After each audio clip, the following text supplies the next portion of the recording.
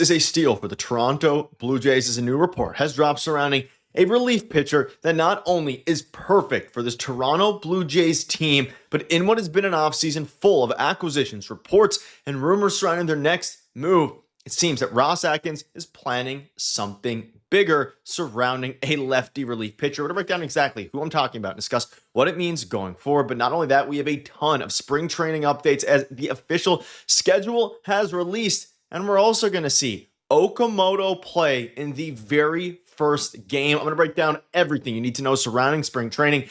You're going to want to stay tuned to the very end of this video. A ton to go over today, but before we get into it all, a very quick reminder to hit that subscribe button. Your guys' support's been unbelievable, and folks, baseball is finally back. It starts in 24 hours or so, and I'm excited. I'm super excited for it. But folks, let's dive right into the video. Now, I've been covering a lot of relief pitchers on this channel over the past couple of months, but one has emerged that is very intriguing. Now, I want to show this headline because on the surface, you might be thinking, Nick, why are you making a video about this guy? And it talks about how the Toronto Blue Jays are urged to sign a 36-year-old pitcher. Now, this is a player who I've discussed in the past, but not in depth, but it is about Danny Coulombe. And this guy, I think, would be a perfect fit for the Jays. You can see here, Jays journalist and analyst Edward Eng has suggested the Blue Jays are a fit for reliever Danny Coulombe. With the Blue Jays' lack of depth in the left-handing pitching department behind Brennan Little and Mason Flaherty, and of course, Lauer now moving to a starting role, Coulombe could provide that reliable veteran presence to help dominate left-handed hitters. Now, folks,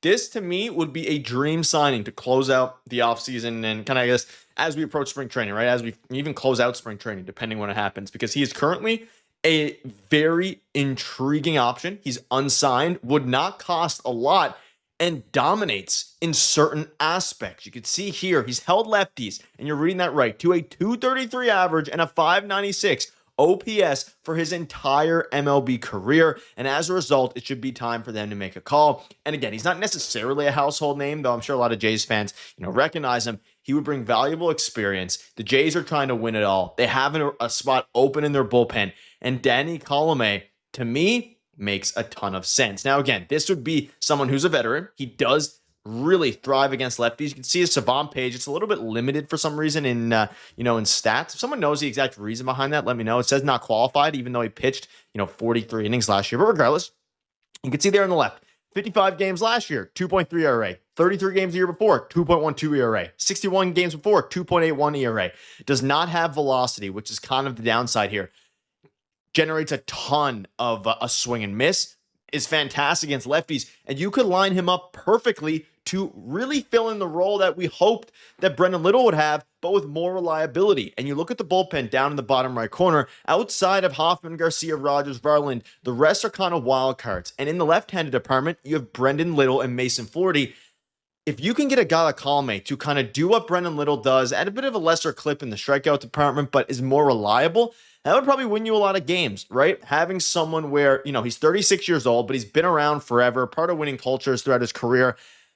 I really, really like the move. And I think it would provide some, like I mentioned, veteran leadership to the bullpen, but most importantly, just somebody to give you, John Schneider some options against left-handed pitching or hitting, If you have that pocket of lefties, you can bring in Coulombe, who would be absolutely perfect in that role. And again, his stats on his career against lefties are really, really good. And let me know down below, do you guys think the Jays need to make one more move? Are you guys satisfied with Brendan Little, Mason Flaherty, and guys like that? Because Ross Atkins, again, and Ashada Vidi even has come out and said that the Jays are still poking around the market, looking at ways to improve. That can go for both the offense and, of course, the pitching department. We know after the Jesus Sanchez signing that Ross said they're always looking at ways to, get better, right? More acquisitions, 40-man, 26-man, and beyond. And they're doing that, and I'm hoping they can go out, and it doesn't even have to be Danny Coulombe, but you look at his spot track projected contract, 1 year, $4.3 million. That's nothing, right? It's similar to guys like, Chris Martin, a lot more than Sean Doolittle, but Andrew Kittredge, Justin Wilson. You're not giving a multi-year deal. He clearly is not super sought after at this point for some reason, the age and the velocity. He would fit this bullpen perfectly, and people aren't really talking about him. Go out and make a move like this. Like, there's still a lot of players available. There's hitters like Rhys Hoskins available. There's ways for this team to improve. And I think, of course, all the focus now is actually on baseball because spring training is back. And that's obviously, and spring training is here. And that's obviously what it should be. But moves like this will help them and pay insane dividends, like tenfold dividends in the future when we look back at it in a few months when they're in the the depths of 20 games in 23 days or 22 days or something like that, and they need a bullpen arm. But folks, let me know down below what your thoughts are on that. Do you like the fit? Do you think it doesn't really make sense? And how you guys currently rank the bullpen on a scale of 1 to 10? There are going to be a lot of spots there that they're trying to fill, but we're going to see a lot of people fighting for a spring training spot as well. And ladies and gentlemen, let's dive into the full schedule, starting, of course, here, the television schedule on Saturday, the 21st. So you can see here versus Philadelphia at 1 p.m. They play Sunday, so it's at 24 hours. I guess it's more like 48 for the televised games and things like that. But spring training, I believe, opens up on, again, on Saturday, 1 p.m. So you can see here Monday, Tuesday. I mean, they play a ton. And the good news is a lot of televised games this year, a lot of televised games. But not only just televised games, folks, you're going to see, and this is pretty exciting, ladies and gentlemen, you're going to see Kazuma Okamoto beyond those televised games. Now, there is, of course, a lot of games that aren't televised. I believe everyone at home is televised, but Saturday versus Philadelphia, you'll see Kazuma Okamoto. You'll see him Monday against the New York Mets. You'll see him Wednesday at the Tigers, and you'll see it Thursday against Miami Marlins. 3 of those are at home. One of them, and by home, I mean Dunedin, of course, and one of them is in Detroit. So, a couple big pieces of news here. This is the guy to watch, right? And obviously, Davis Schneider fighting for a spot if they don't bring in someone else. Kazuma Okamoto was your Bo Bichette replacement, at least from the offensive side of the ball, in theory. Seeing him on defense, seeing him take at-bats. He's not going to be someone who's going to get a ton of at-bats because it's spring training, right? In the regular season, he's going to be an everyday player. They're throwing him right in, and I'm excited for Kazuma Okamoto baseball, and I'm excited for baseball in general. You get to see Kazuma. You get to see Ricky Tiedemann, hopefully. You get to see a lot of guys that are going to be battling for spots, and almost all of them, or a lot of them at least, are televised, and of course, following a World Series appearance, I'd really hope that they would be televised. It's an exciting time. And you're starting to get the feel now that, Kazuma Okamoto could do something special. We saw as well Keegan Matheson tweeting about how George Springer has been spending lots of time with Kazuma Okamoto in Blue Jays camp. They're in the same hitting group, so they move around together all morning. And John Schneider has spent a lot of these daily drills next to Okamoto too. And if you want to get some more insight into Okamoto, feel free to check out my video with Keegan Matheson from a couple days ago after you've watched this one in its entirety. He gave some very interesting insight. Like, Okamoto is hitting with all the regulars. He's being considered a regular, but he's going to need a little bit more spring training than guys like George Springer, guys like Vladdy who have been around for a while, just because it's new to him, right? It is MLB compared to where he was before. So it's exciting stuff. It's a very exciting time of year. Feel free to pause. Screenshot this to see when they're going to be on TV. It all starts on Saturday, the televised games, that is, and then it's nonstop, right? It's 4 straight days, and then a bunch of games we're going to be covering here on the channel where I am. Some post-game videos, some obviously storylines from that. I project the Jays will make another move, maybe something like Danny Coulombe. It's an exciting time of year. Let me know down.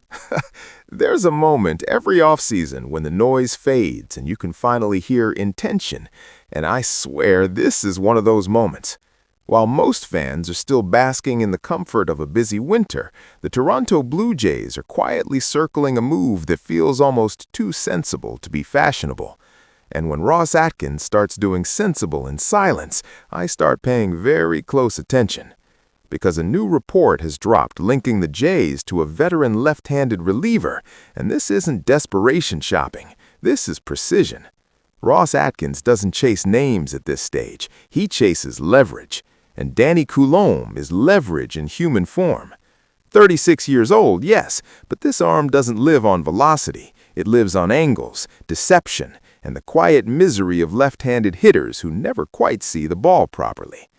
Coulombe's career numbers against lefties are frankly rude, and in a bullpen where the margin between winning and losing often arrives with 2 men on and 1 dangerous bat due up, that matters. You can almost picture John Schneider leaning on the rail, knowing he finally has a button to press when the game starts breathing heavily. That kind of calm is contagious in October, or even in April when legs are tired and schedules are cruel. And speaking of breathing baseball air again, spring training is finally here. Actual games, actual lineups, actual consequences, even if we pretend otherwise.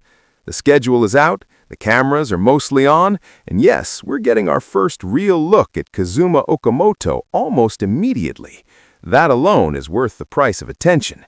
New environment, new rhythm, and the quiet pressure of being watched not as a curiosity, but as a regular. That's why the Blue Jays report exists, to catch the connective tissue between moves like Coulombe and moments like Okamoto's debut. If you enjoy seeing the game this way, take a second to like, share, and subscribe. Baseball's back, the stakes are waking up, and something tells me the Jays aren't finished whispering just yet.